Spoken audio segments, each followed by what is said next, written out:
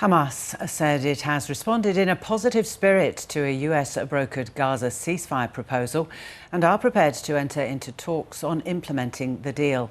The militant group is seeking guarantees that negotiations to end the war will take place during the 60-day ceasefire and that the truce will be extended, if necessary, until both sides agree to the terms.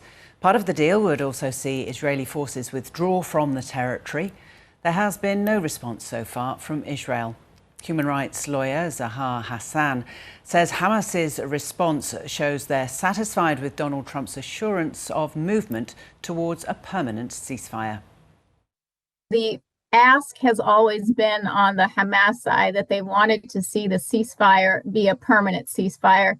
So the fact that I'm hearing now that Hamas has said that they think positively of the proposal that's been put in front of them tells me that they feel comfortable with the guarantees that have to come from President Trump, that there is going to be at least an attempt towards a permanent ceasefire. So that means Trump has given his own personal guarantee that he will put the pressure needed on the Israeli prime minister, who has been adamantly opposed to a permanent ceasefire. The Israeli prime minister has been very clear from the very outset that this was not just a war against Hamas, that it was a war that was going to change the entire dynamics between Israel and Gaza. And for him, having Palestinians as neighbors was a problem. And he has said that it is inevitable that the Palestinians that live in Gaza will be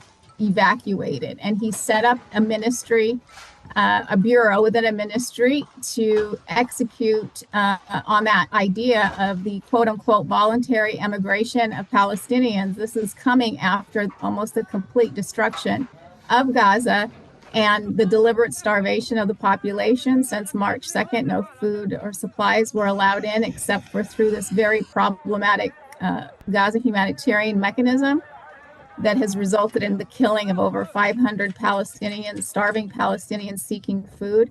So I don't think Netanyahu has changed his goals. I think what's happening right now is that President Trump has told him that he wants to prioritize the release of the Israeli captives that are in Gaza and is demanding from Netanyahu that he make good, given that the president stood with him and attacked, along with Israel, Iran's nuclear facilities.